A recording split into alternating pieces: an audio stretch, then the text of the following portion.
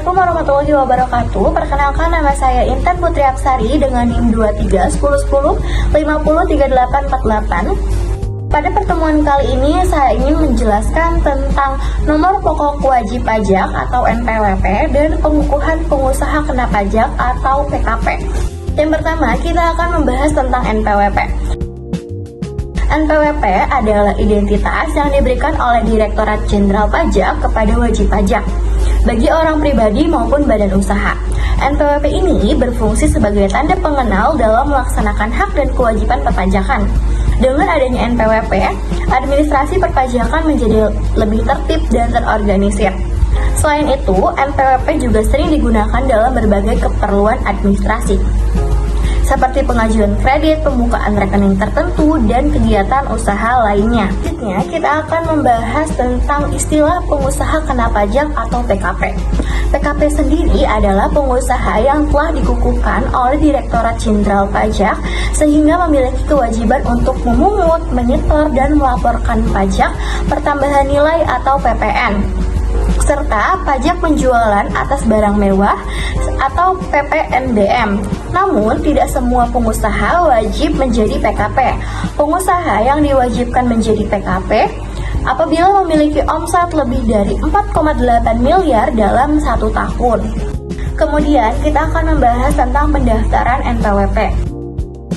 Yang wajib memiliki NPWP antara lain wajib pajak orang pribadi yang memiliki penghasilan di atas penghasilan tidak kena pajak atau PTKP, pekerja lepas, pengusaha individu, serta badan usaha seperti PT, CV, firma, koperasi, yayasan, dan organisasi lainnya yang memiliki kewajiban perpajakan. Pendaftaran NPWP ini dapat dilakukan dengan 2 cara, yaitu secara offline dan juga secara online. Yang pertama, kita akan bahas dulu dengan secara offline ya. Secara offline bisa melalui kantor pelayanan pajak dengan mengisi formulir dan melampirkan dokumen yang diperlukan, seperti KTP, surat keterangan usaha, atau akta pendirian perusahaan. Yang kedua, dilakukan secara online melalui sistem e-registration Direktorat Jenderal Pajak dengan mengisi formulir dan mengunggah dokumen secara digital. Lalu untuk pendaftaran PK, pengusaha yang omsetnya telah melebihi 4,8 miliar per tahun harus mengajukan permohonan ke kantor layanan pajak. Dokumen yang diperlukan antara lain NPWP, KTP pemilik usaha, akta pendirian perusahaan, dan bukti tempat usaha. Setelah itu, Direktorat Jenderal Pajak akan melakukan survei atau verifikasi usaha sebelum memberikan pengukuhan sebagai PKP.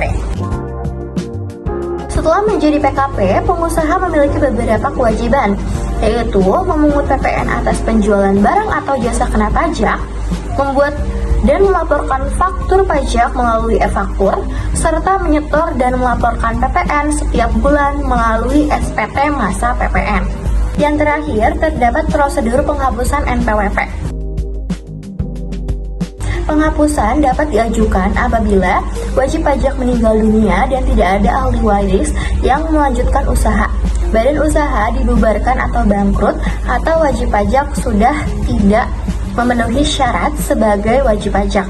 Permohonan diajukan ke kantor pelayanan pajak dengan melampirkan dokumen pendukung yang diperlukan. Namun, jika masih memiliki tunggakan pajak, penghapusan NPWP tidak dapat dilakukan sampai seluruh kewajiban pajak diselesaikan. Jadi, kesimpulannya, NPWP merupakan identitas wajib bagi setiap individu atau badan yang memiliki kewajiban perpajakan. Sementara itu, PKP ditunjukkan bagi pengusaha dengan omset tertentu yang wajib memungut dan melaporkan PPN. Kepatuhan dalam pendaftaran, pelaporan perubahan data, dan pemenuhan kewajiban perpajakan sangat penting untuk mendukung administrasi perpajakan yang tertib dan sesuai dengan peraturan yang berlaku. Terima kasih sudah menonton. Wassalamualaikum warahmatullahi wabarakatuh.